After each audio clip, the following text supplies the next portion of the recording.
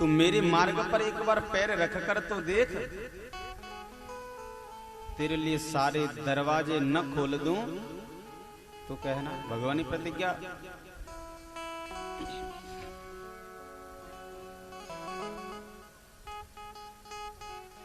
श्रीधाम अयोध्या में जो लोग अयोध्या गए हों तो वशिष्ठ कुंड के पास एक आश्रम में समाधि बनी हुई है प्रयाग मामा की। ये जनकपुर के थे,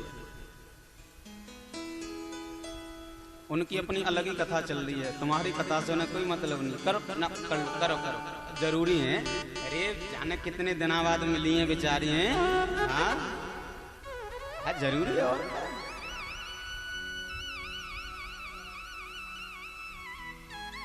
राधे राधे राधे राधे राधे।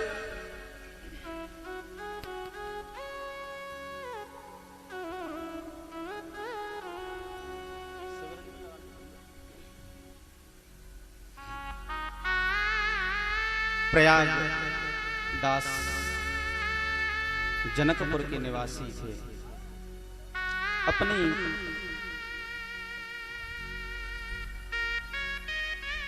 पिता भी थे नहीं, मृत्यु हो गई।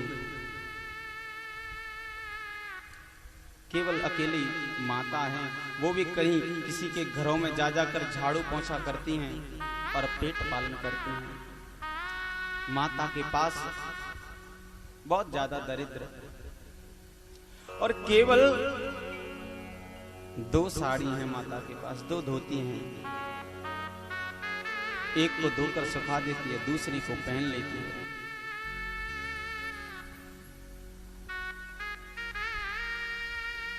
एक दिन रक्षाबंधन का त्योहार आया तो सभी भाई अपनी बहनों पर राखी बंधवा करके हाथों में घूमे, तिलक लगवा कर।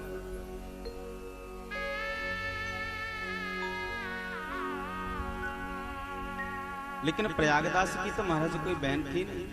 अब बालकों को जब हाथ में राखी बांधे हुए देखे तो महाराज दौड़ करके अपनी माँ के पास पहुंचे। माँ, मेरे हाथ में राखी नहीं है, मेरे सब मित्र राखी पहन करके घूम रहे हैं।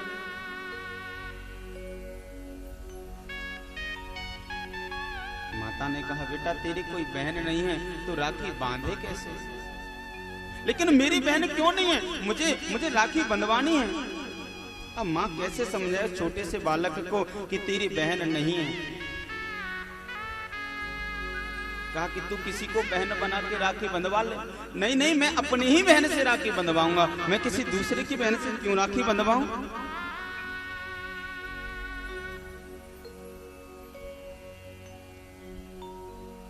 मैया ने कह दिया कि तेरी बहन का विवाह हो गया है, वो ससुराल चली गई है।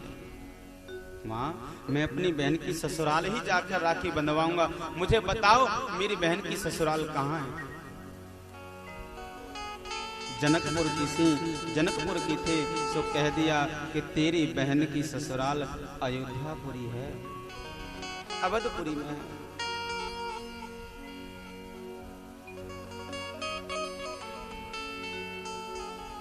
तो माँ, मैं अपनी बहन के पास जाऊंगा और अभी जाऊंगा।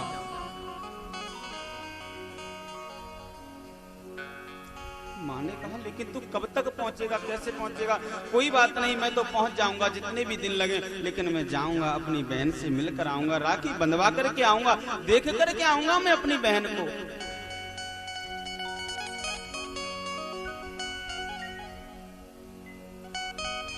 माँ ने कहा, ठीक है, तू जिद कर रहा है तो चलो जा। बोला, माँ लेकिन बहन को कुछ देना भी तो पड़ेगा राखी बंधवा करके।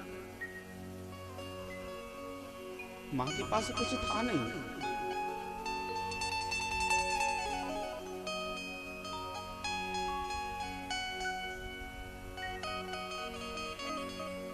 एक जो साड़ी सूख रही थी उसी साड़ी को, और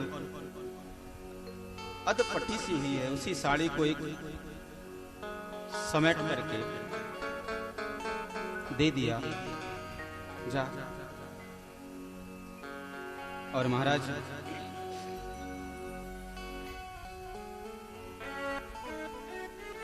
उस साड़ी को लेकर के कई दिनों की यात्रा करने के बाद वो छोटा सा बालक प्रयागदास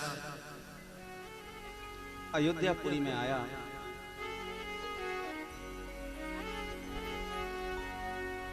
पूछा कि यही अयोध्यापुरी है? बोले हाँ यही अयोध्यापुरी है। मैं जनकपुर से आया हूँ, मेरी बहन सीता का घर कौन सा है? मुझे मेरी बहन सीता के घर जाना है।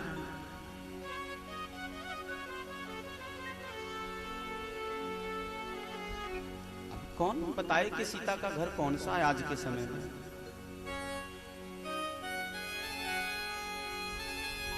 किसी ने मजाक में कह दिया कि वो जो मंदिर में है वही तेरी बहन का घर है। बोले नहीं नहीं, वो घर, वो तो मंदिर है। मेरी माँ ने कहा है कि मेरी बहन है और उसके ससुराल अयोध्यापुरी में है। मैं राखी बंधवाने आया हूँ, कहाँ है मेरी बहन? उस छोटे से बालक को भूख प्यास से तड़पते हुए पूरा दिन हो गया, पूरी अयोध्या नगरी की गली गली में घूम गया, लेकिन अपनी बहन का घर, जानकी का घर नहीं मिला। उस बालक की उत्कंठा इतनी बढ़ गई कि उसके अंदर ज्वराग्नि प्रकट हो गई। रोने लगा। मेरी माँ ने ठीक ही कहा था कि तू मत जा अपनी बहन के यहाँ, और मैं मान जाता तो मुझे नहीं। देखो मैं इतनी दूर से आ गया और उसे जरा सी भी मेरी फिक्र नहीं है। भूखा प्यासा सा तो गांव के बाहर, अयोध्या नगरी के बाहर एक पेड़ के नीचे सो गया, रोते रोते सो गया। कैसी बहन है निर्दयी।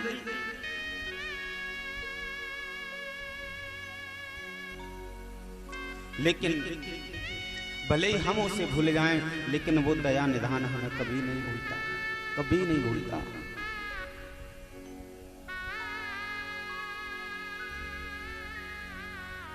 अर्धरात्रि के समय एक प्रकाश हुआ, बहुत जोर का प्रकाश हुआ। उस बालक की नींद खुल गई, आंखें मीटता हुआ देख रहा है, गालों पर आंसू सूखे हुए हैं, और इतना प्रकाश उसने आज तक नहीं देखा। और जब वो प्रकाश शांत हुआ तो देखा कि वहां पर आकर एक हाथी रुका। हाथी पर से मेरे प्रभु श्री राम उतर के बालक के पास आए, बालक के सिर पर हाथ फेराया, प्रयागदास के सिर पर। प्रयागदास, तू अपनी बहन को ढूंढ रहा था ना? देख मैं तेरी बहन को लेकर के आया हूं, यहाँ तेरे पास लेकर के आया हूं, वो रही तेरी बहन। प्रयागदास बोला नहीं, वो मेरी बहन नहीं हो सकती। वो मेरी बहन होती तो इतनी दूर खड़ी नहीं रहती अब तक, तो आकर मुझे गले से लगा लेती, मुझे छाती से लगा लेती। मैं इतनी दूर से चल करके आया हूँ, वो मेरी बहन नहीं हो सकती। और जब इतना कहा, सीता जी दौड़ करके आई और बालक को अपने हृदय में भर लिया, कंचुकी चुरा लिया।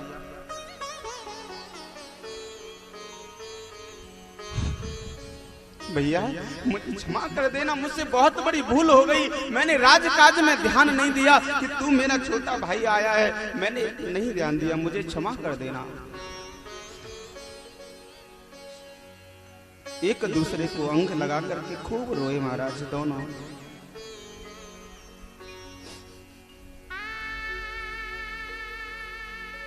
सीता जी ने राखी बांधी प्रयागदास के हाथ में।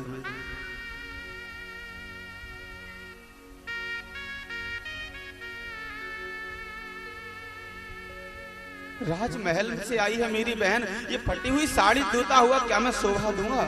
लेकिन बहन तो बहन, उस साड़ी ये माँ ने तुम्हारे लिए भेंट भेजी है, इसे स्वीकार करो।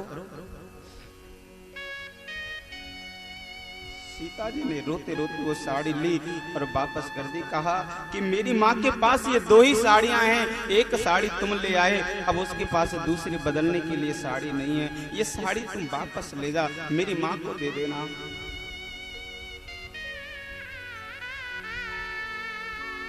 धन देना चाहा, मना कर दिया। नहीं, मैं बहन का कैसे ले सकता हूं?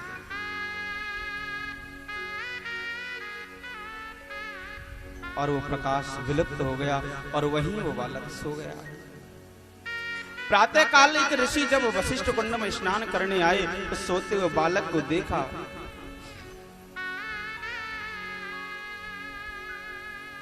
जब सोना कसौटी पर कसा जाता है ना तो उसकी चमक अलग हो जाती है। उस बालक को देख करके महात्मा समझ गए कि इसे प्रभु कृपा प्राप्त हो गई। अपने साथ आश्रम पर ले गए। आश्रम पर ले जा करके और दोपहर के समय देखा तो दो स्त्रियां आईं और महाराज सोने के थालों में बड़े व्यंजन सजा करके दे गई। आज हमारे घर कथा थी, उसका प्रसाद है, और चली गई।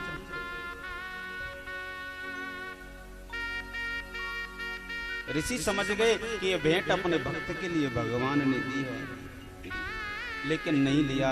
उन दोनों ने मिलकर और वशिष्ठ कुंड में ही उनको प्रवाहित कर दिया। लौटकर अपने जनकपुर माँ के पास गए, पूरा वृत्तांत सुनाया, लेकिन अब वहां ठहरते नहीं, अब तो वापस अयोध्यापुरी को आ गए और यहीं रहते हैं। अब सब लोग उनसे मामा मामा कहते हैं। कथा में इतने तल्लीन हो जाते कि कथा यदि कहीं सुनते तो कभी एक बार तो महाराज वो सिर पर बिस्तर रख करके और खटिया लेकर चित्रकूट चल दिए। कथा हुई थी ना कि भगवान नंगे पैर जो पैदल पैदल और वनवास को गए हैं। भाव आ गया अंदर ऐसा कि मानो अभी जा रहे हैं। ये श्रोताओं के लक्षण होते हैं। कथा में डूब उनकी वहीं जब शरीर पूरा हुआ तो उनकी समाधि बन। पूरी अयोध्या में उनको प्रयाग मामा के नाम से लोग जानते हैं। आज भी उनकी समाधि है। तो कोई भगवान को यदि चाहे और भगवान